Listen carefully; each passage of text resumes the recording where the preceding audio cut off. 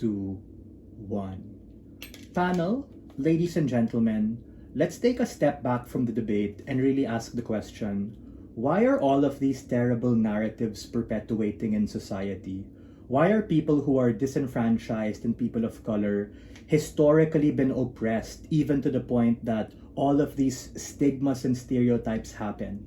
And on the converse, why are these people who are police, who are supposed to serve with respect and honor because they represent the badge, why are they being accused of police brutality and all of these particular things?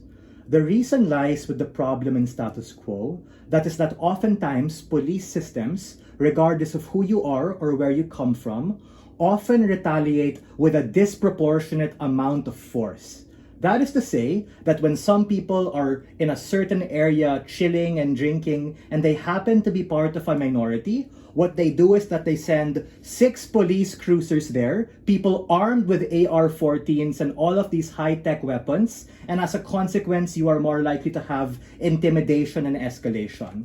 There are 4 things I am going to do in this speech, but before I move on to that, let me quickly take out opening opposition. The case and characterization of opening opposition is largely contradictory because on one hand, they say that the police force is in the capacity to be able to make this organic change and at the same time say that, wait, we have so much bureaucratic bullshit that gets in the way of that, like conservative people who are controlling the strings and who have the deep pockets to prevent this from happening.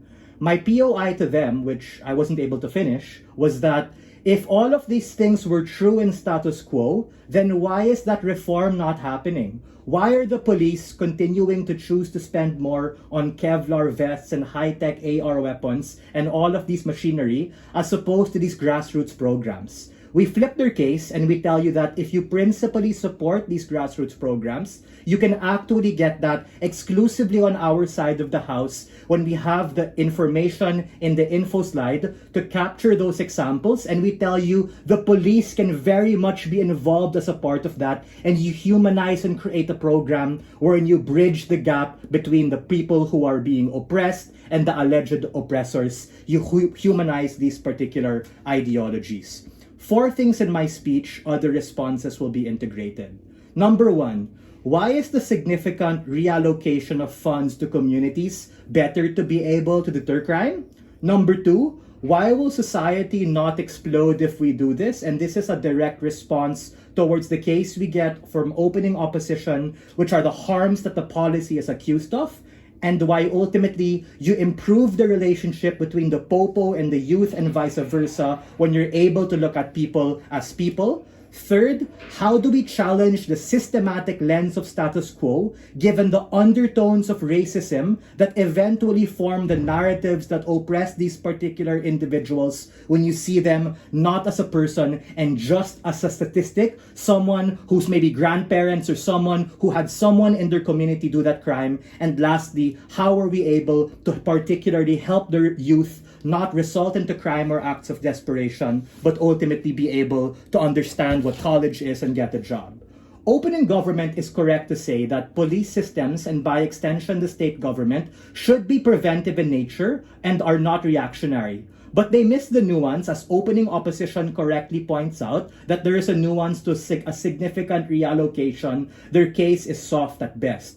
The characterization here is that the harm or downside that happens when the police systems are defunded is just not as bad compared to the benefit or upside you get when you build communities and neighborhoods that are actually predisposed to crime by helping the very marginalized youth. Because, like I mentioned in my pre-oration, do we really need all of that weapon training and methodology to help someone arrest an individual? You just need basic self-defense training, pistols at best, maybe some jiu-jitsu, and some degree of negotiation and human psychology. The marginalized youth and people of color who are historically underprivileged and disenfranchised from minorities are precisely who motivate our side of the house.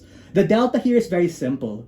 When we take a step back from the ongoing narratives of status quo, which are that people of color are predisposed to crime, whether you're black or Hispanic, or that police are people who are dicks who come in gung-ho, guns blazing, actually lead to the very harms that opening opposition and opening government posited, which is really a police brutality. As both opening teams characterized, all of these particular things have nuanced problems. We agree. Opening government says that they're out of desperation. Opening opposition says that it's not out of desperation, but sheer willpower and predetermination, which we think is true. But we think that the unique problem with status quo is the disproportionate use of force that I mentioned in my pre-oration. This is exactly where we actually promote more infighting and incitement for escalation, wherein the popo think these people are sketch, and these people who are drinking and chilling outside a convenience store think that these popo are racist. On our side of the house, we close the gap through education and social interaction when we look at these particular individuals as people. This is better than status quo because in status quo, you have the strong man stick approach that is actually used to be able to intimidate people and box these youth into the various stereotypes that they are plagued against. And we think that the reason why this happens in status quo, because it's so much easier to send more cruisers and have all the training, right? There is no genuine relationship or connection given. This policy uniquely better helps people because it no longer becomes rooted on something that is a statistic or a historical precedent that they might have done, but we actually rile up the community and get them involved. Parents, teachers, pastors, the local community, heck, even the police themselves, as a way to be able to humanize these individuals, understand where they're coming from, be able to listen to them, and better set them up for success in the long run. We are very proud to propose and take this from CG.